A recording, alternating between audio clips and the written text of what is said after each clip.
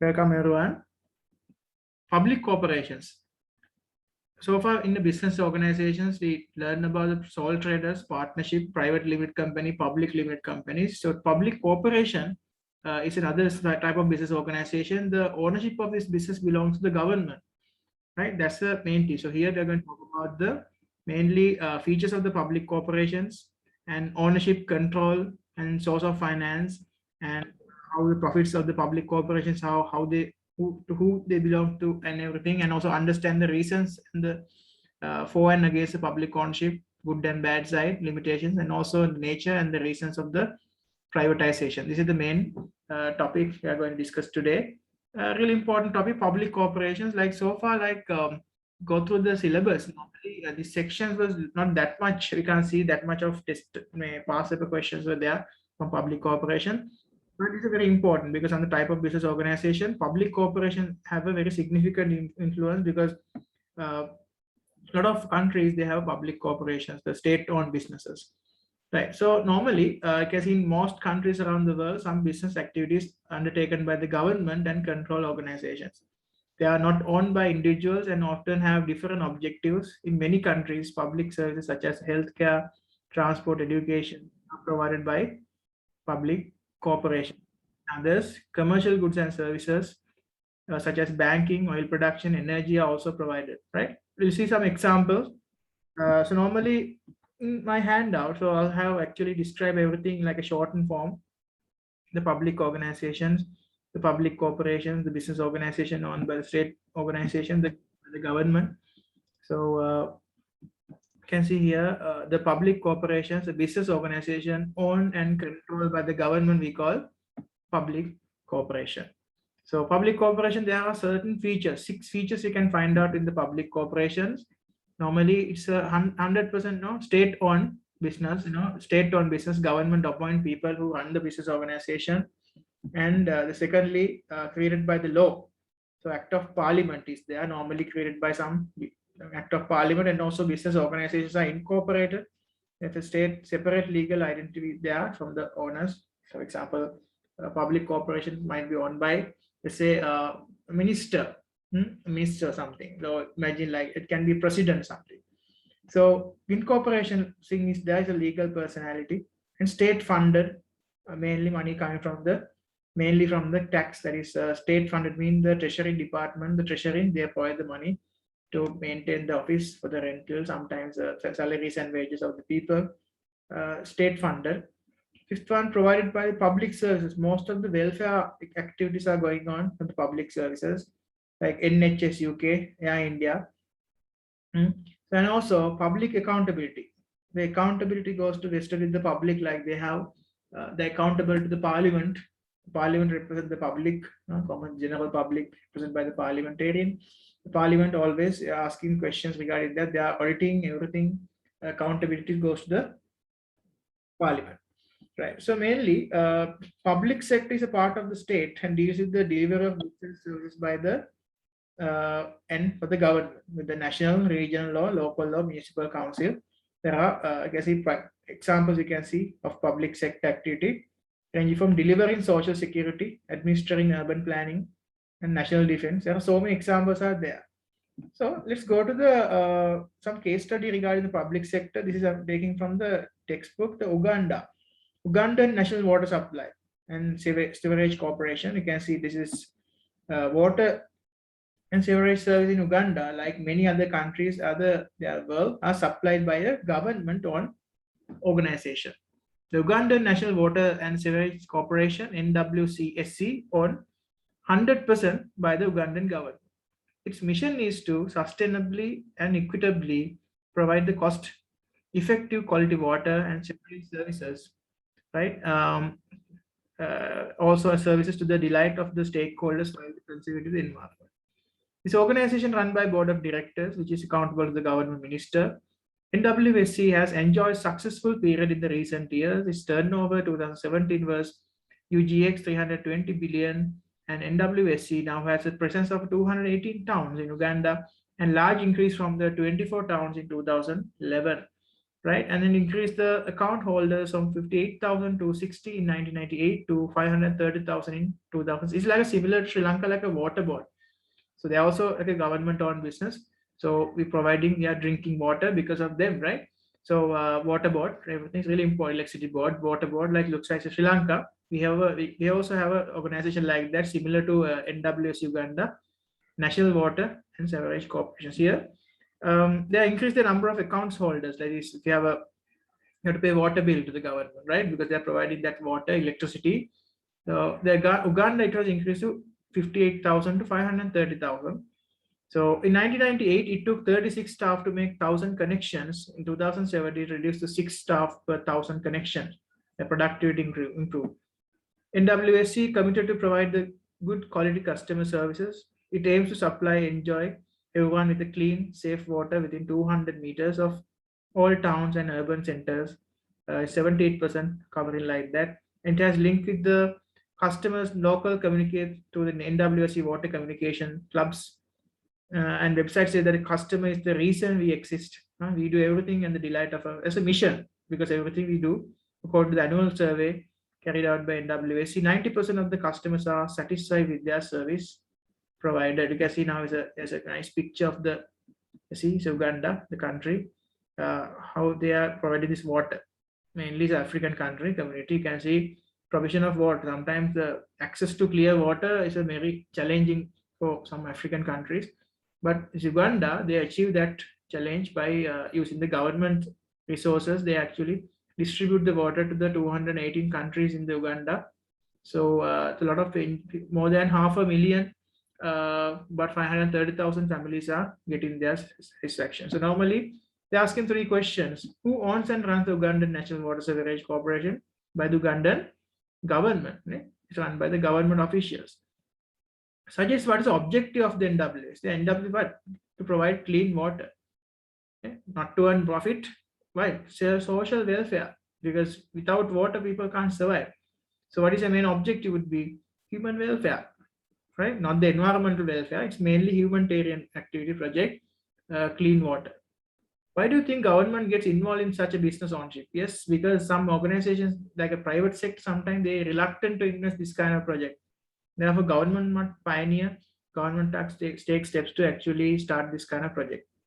Let's look at the Sri Lankan similar situation. You can Sri Lanka national water supply.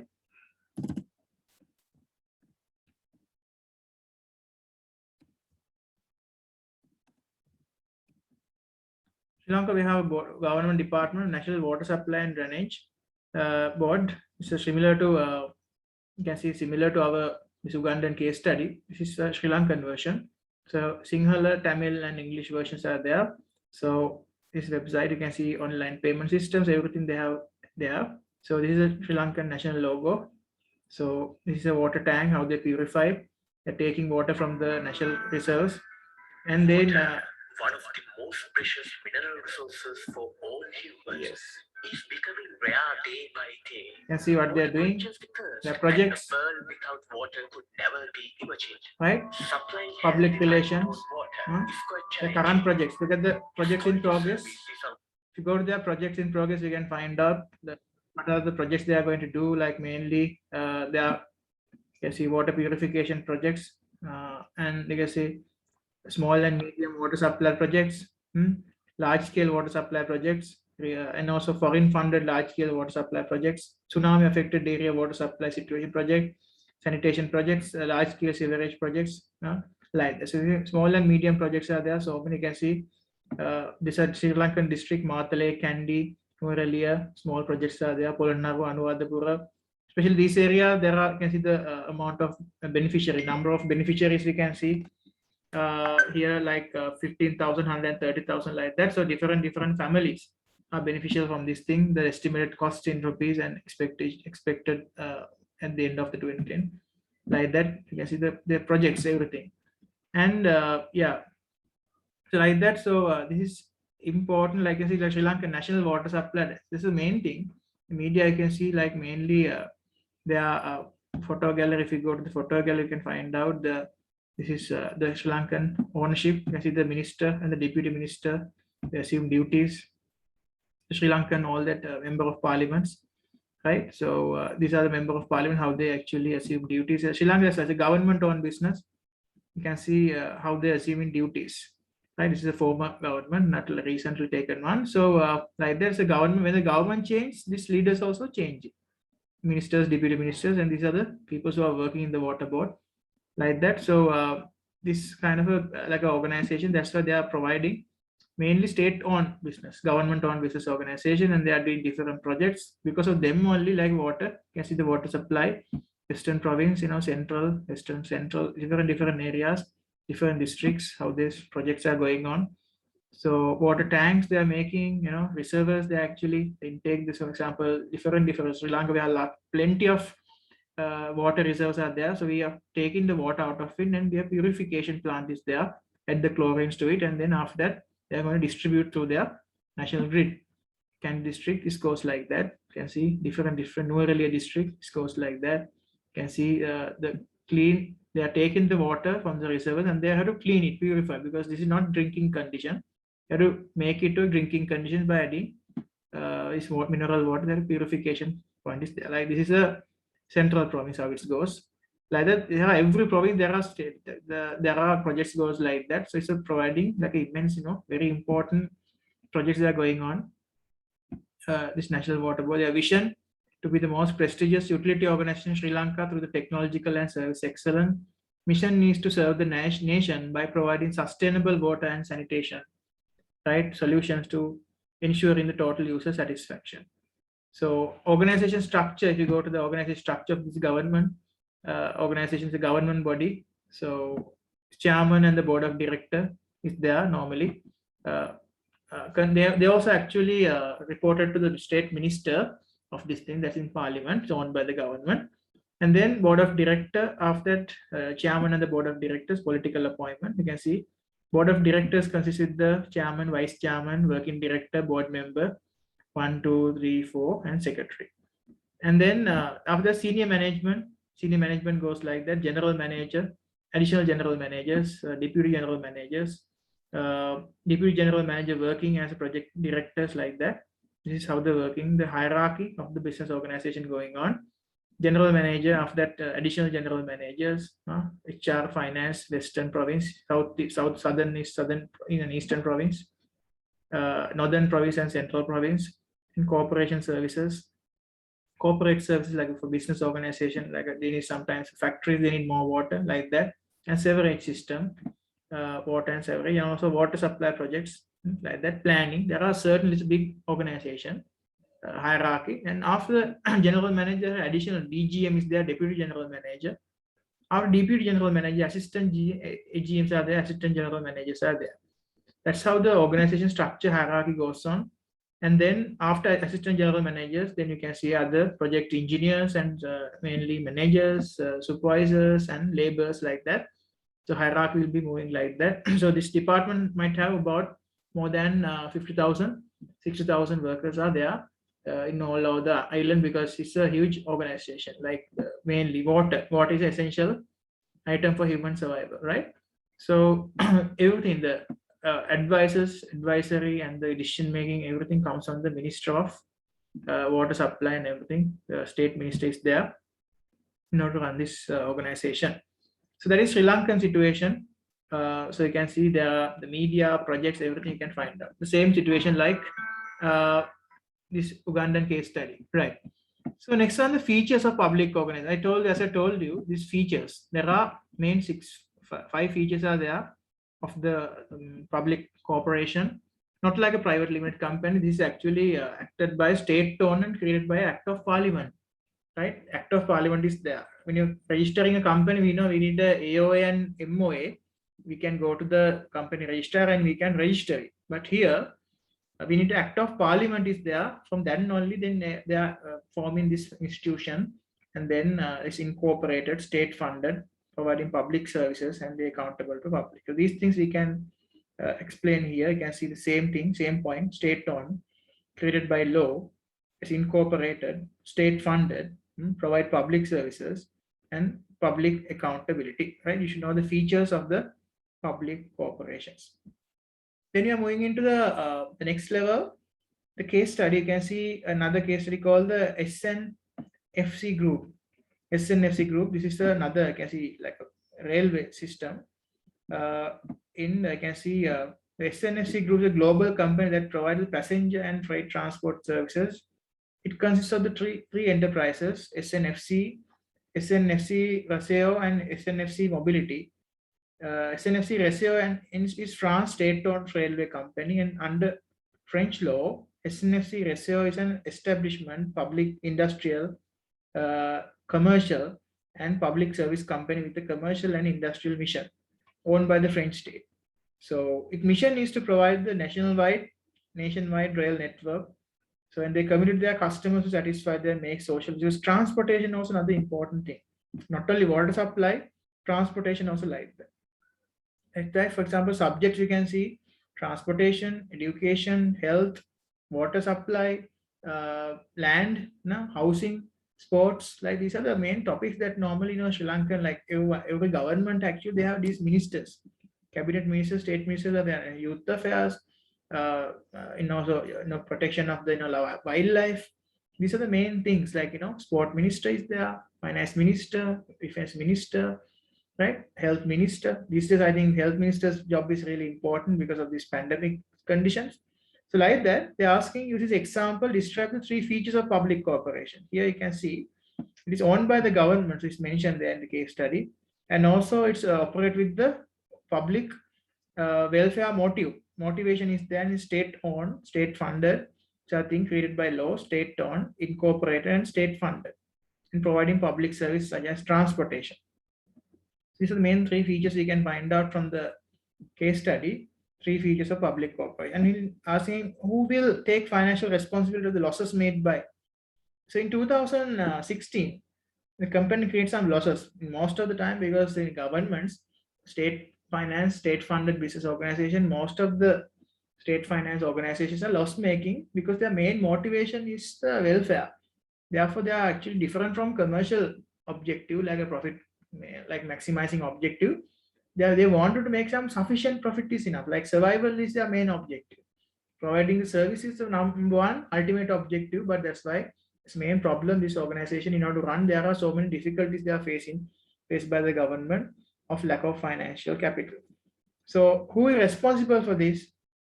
Who will take the responsibility? The losses is taken responsibility by the government. The significant despite the investing 4,000 million. That's why the government making this loss making, everything goes to the taxpayers' money.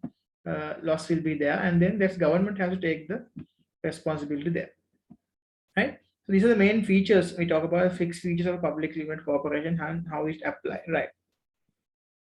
When you're going to the reasons for the public ownership in business, sometimes you can say what are the advantages, what are the benefits of the public ownership business organization, right? It avoids a wasteful duplication. Sometimes private sector is also providing, public sector is providing, so then it's expensive. So duplication, repeating something is very sometimes disadvantage for the business organization, right? So therefore, this wasteful duplication work you can reduce by this method. That's the number one advantage of public limited corporation, right? Wasteful duplication can be reduced. Yeah. Now, main advantage of the mainly having a public corporation is avoid the wasteful duplication, which means like some natural monopoly exists. Sometimes let's say railway system sometimes it's owned by the government, but imagine private sector also start railway, then you have to use the same railway line. If you make another railway line, it will be very expensive to make that infrastructure, and it's a waste of resources.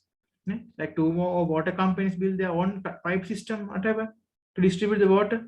It will be a waste. You can see how many times Sri Lanka, you can see like a drainage and lights and everything. When they are laying, they have to destroy the carpet. They have to remake this, put the tunnel, everything, destroy the carpet road, and again put the pipelines.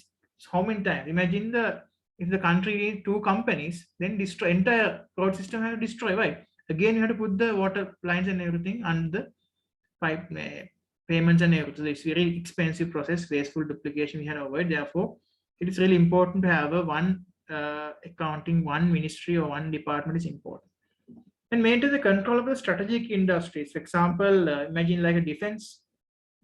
Defense can you give to the private sector? Army, Navy, Air Force, Police. This defense unit must be taken with the government. Right? And also imagine sometimes, let's say, gas, water, electricity. If you give the private sector, foreign companies, what happens? So they can imagine if they are not providing the gas or electricity, then the entire country will be in dark. If they're not providing the petroleum, then what happens? Entire country will be in dark. Can't run the vehicles. No transportation like that. There will national security will be a problem for national security. Therefore, maintaining the strategic industries like that, as I told you, power generation, energy, electricity, defense, like this kind of organization, maintaining under strategic industries with the government ownership is really, really important. And to save jobs, when come the private sector jobs, sometimes they are very cost cutting, and then sometimes private sector they need to have a very controlling the resources and everything. But normally public sector jobs, normally in some cases business have taken into the public ownership to save the job. Like government always they are like a mother, so they never, in case of pandemic also, they never do a pay cuts like private sector. They're always giving a full payments. Sometimes they might have some delays, but normally they are not actually because of the anything COVID or nothing, they are not actually firing, they're not dismissing any worker from the departments and ministries. That's why a lot of the people, they love government jobs to do, because of that flexibility and the welfare motive. So even the government has so many drawbacks, but in the employment wise, they are really very friendly than the private sector jobs. So it might be preferable to allow business to carry on trading, even though it's losing money. It prevents mass unemployment. Normally, even though at loss, some government jobs are there, government corporations, huge loss, billions of loss, right? But normally they are maintaining them. Their jobs, they are keeping them because government can print the money.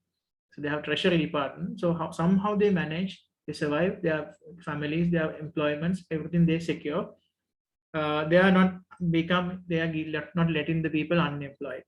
Like one of the reasons why the Prestwick Airport, Glasgow, has taken into the public ownership in 2013 was to save 1,400 jobs. Like 3,200 jobs linked to the airport were also saved as a result of that.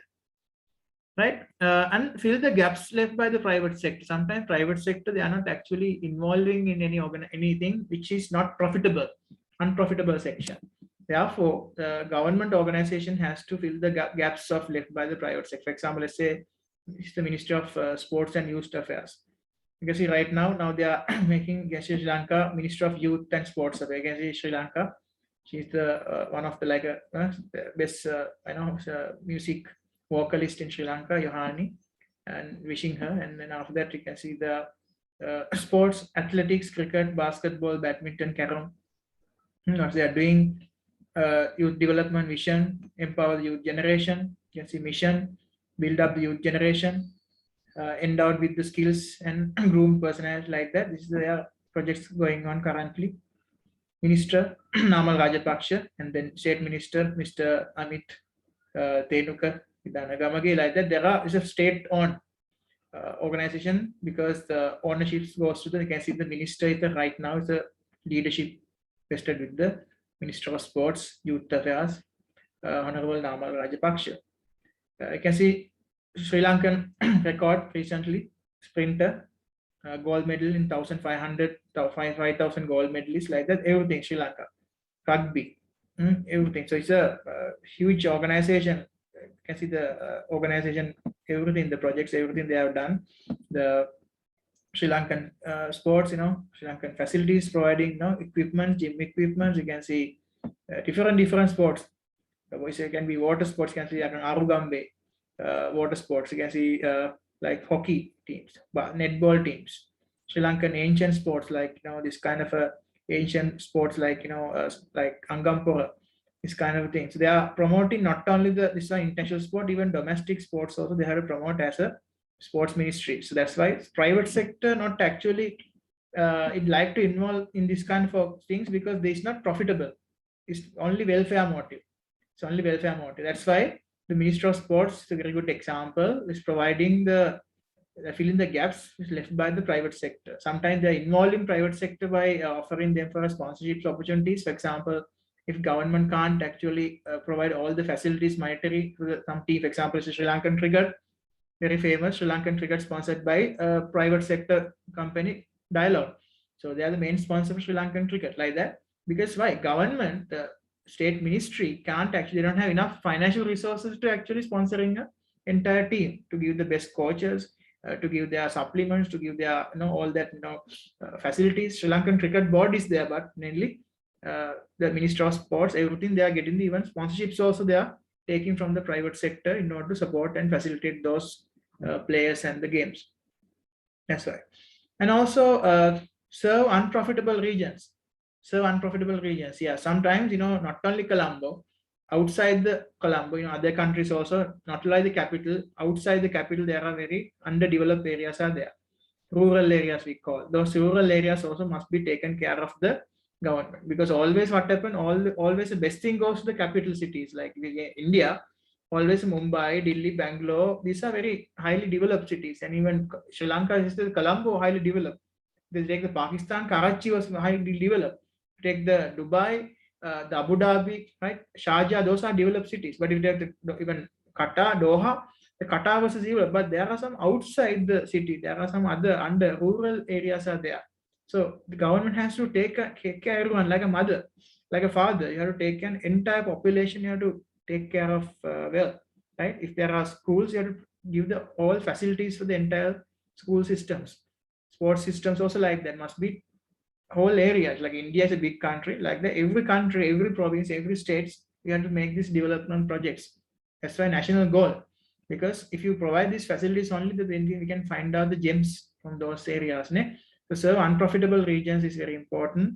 So cost of providing electricity sometimes in remote farm mainly, because many miles away from the main city, main power line would be very high cost to private sector, right? Even telephone also same. Imagine there's a village, only 10 families, 12 families are there, right? But you have to make another telephone tower, but the telephone tower cost can't be actually, can't be break even with the 10 to 20 families. Sometimes they are only using about 10 mobile phones. So with that cost, they cannot cover the fixed cost of the telephone tower. But the government must be there. Why? Because there are 10 families of there are children who are learning online. There are 10 families who want to watch television. So even the 10 families, they need their basic needs you have to give. So government should be there in order to serve unprofitable regions like that. So government organizations are involving to give some kind of imagine road system, infrastructure, to give them some bridge. Sometimes some people, they can't go to their office, they can't go to school because there is not a proper road system, right? The government has to provide these facilities. Sometimes that's why private sectors are not involved. Sometimes there is no, no supermarket in some areas. So government have their own supermarket center. Sri Lanka, we have a system called Satosa. Like that, so government they're going to the villages and like rural areas, and they sell essential items through their like government supermarket outlets.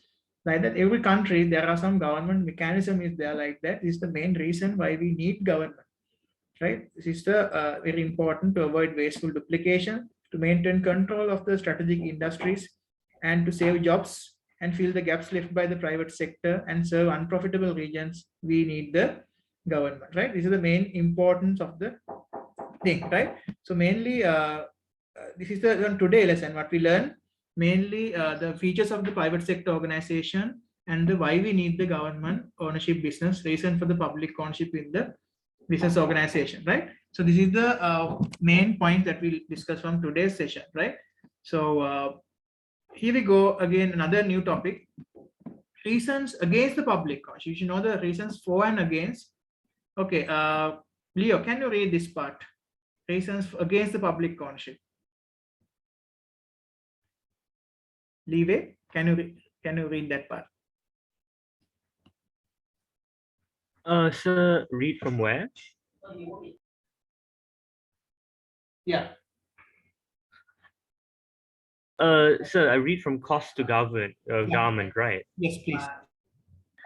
Cost to government. A number of public corporations make losses.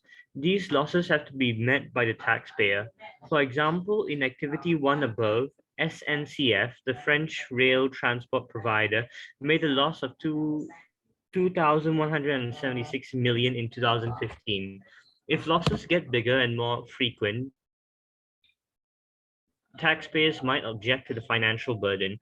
Also, any money used to subsidize public corporations cannot be used for more attractive alternatives, such as improving international security.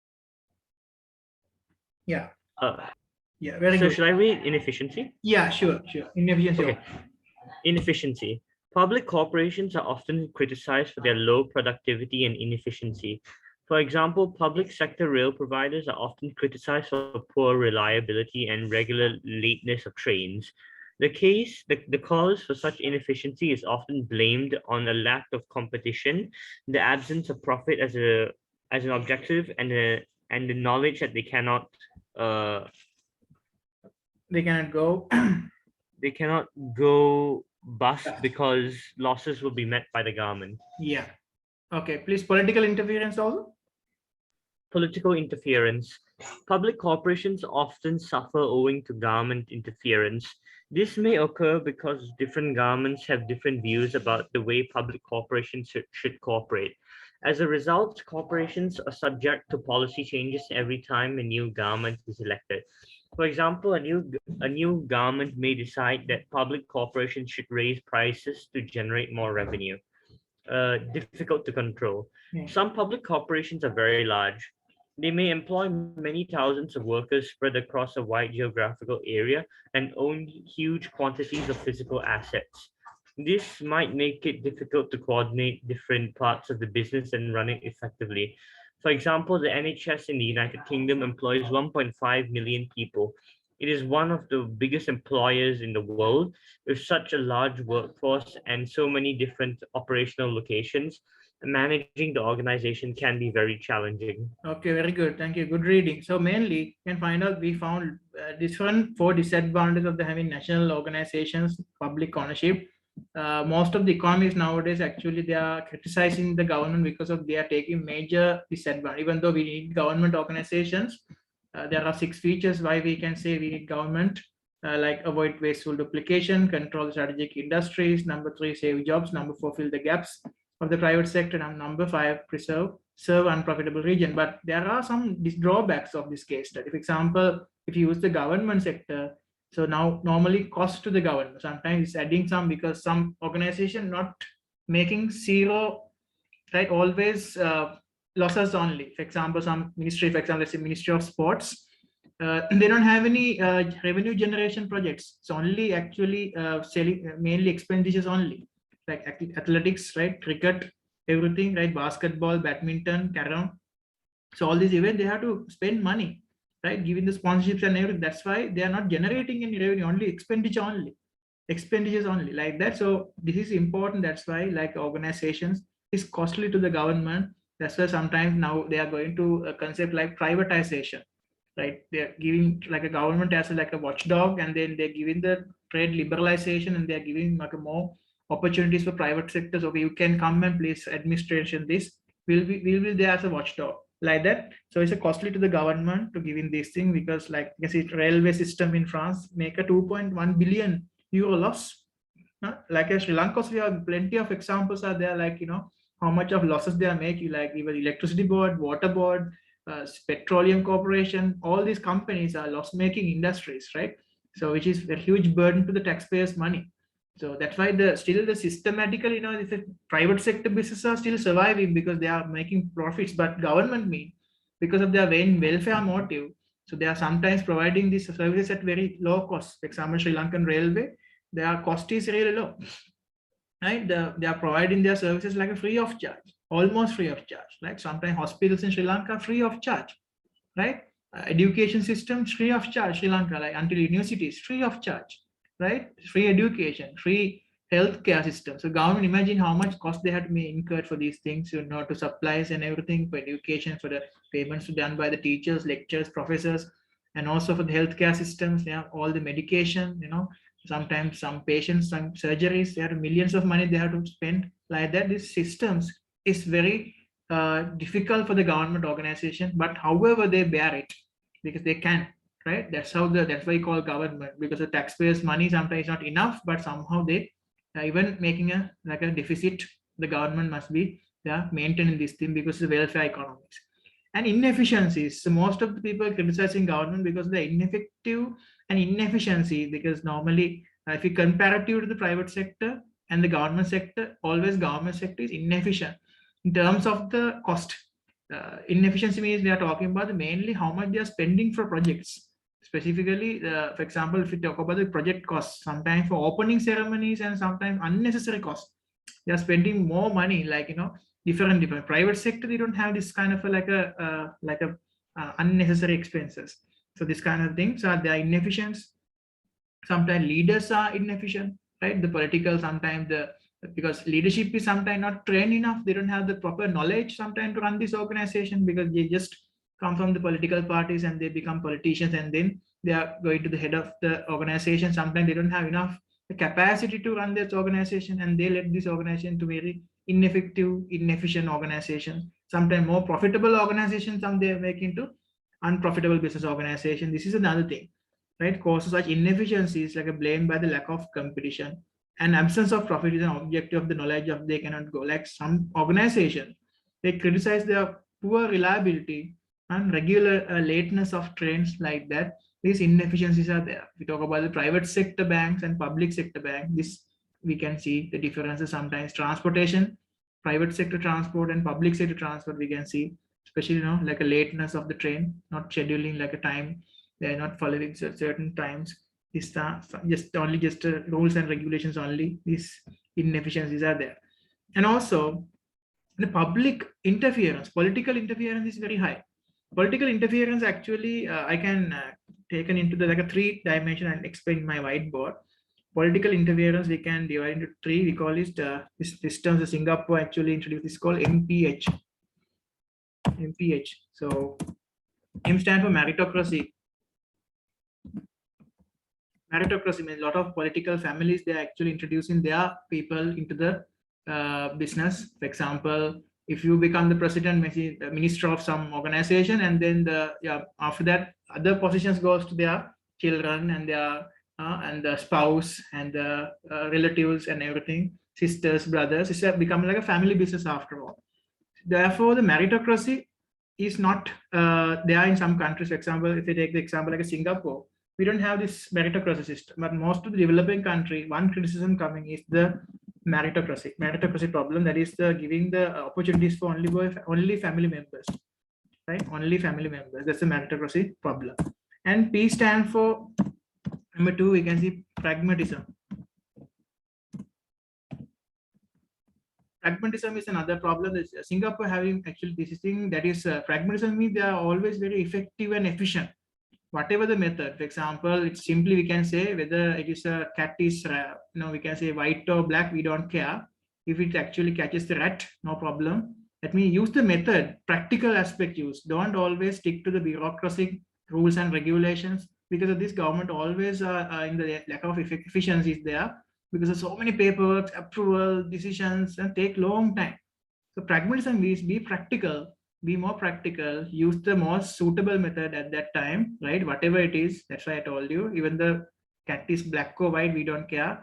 The only thing the cat should, if the main job of the cat, what's that? Killing the rat. So that's the thing. So if they are doing that job, no problem, pragmatism works, then organization should follow that method. That's a lot of private sector organization, that's the thing they are following, pragmatism. So another one is the last one, is the most difficult thing to implement in countries, honesty.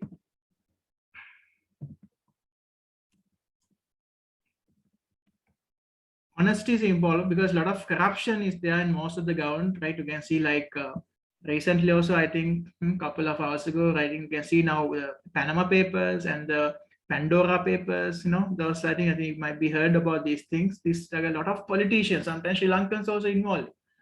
Like Americans are involved, Japanese, Chinese, lot of countries, political leaders are caught, right? Look at the Panama Papers, Pandora Papers. What is the meaning? Right? They say about 600 billion tax revenue has lost to the government. 600 billion is not a small amount. This is a public welfare money. So these politicians, these leaders, what happened? They have taken so many their personal properties. They use this politics to get their own welfare, not the public welfare. So honesty is a main problem in most of the developing countries.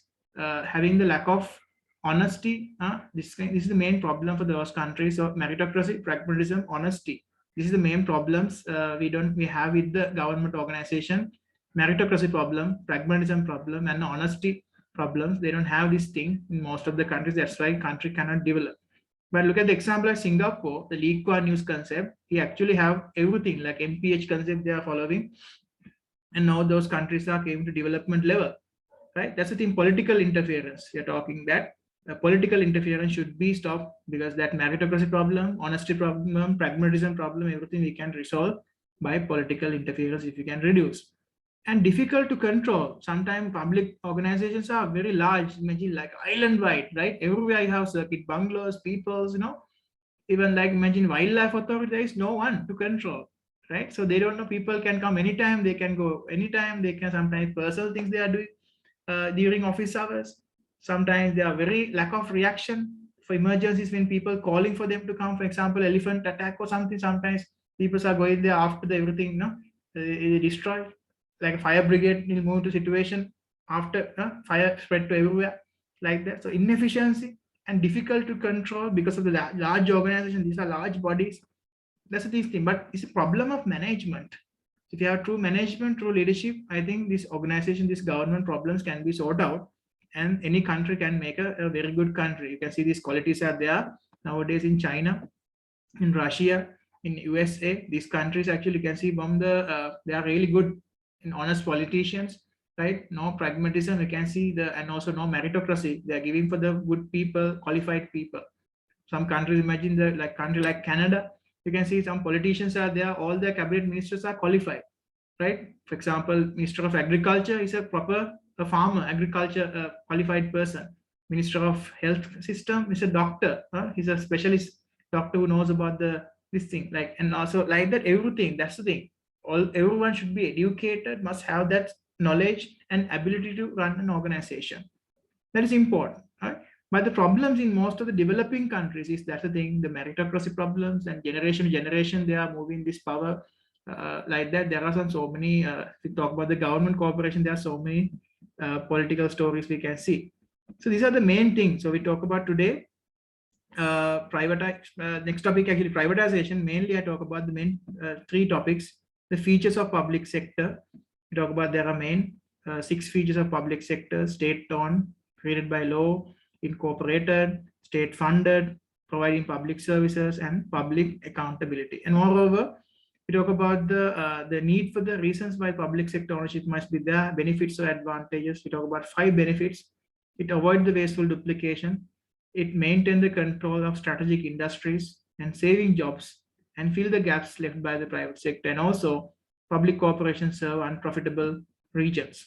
Moreover, we talk about the disadvantage, drawback of the public ownership organization, cost to the government, and inefficiency problems, political interference, and difficult to control. So these are the main things that we discussed from today's session, right? So in my next session, I'm going to expect you to actually talk about the privatization, the public sector, this privatization problem. There are methods of privatization, forms of privatization, reasons for privatization, reasons against the next session. In my next session, I'm going to talk about the privatizations lesson.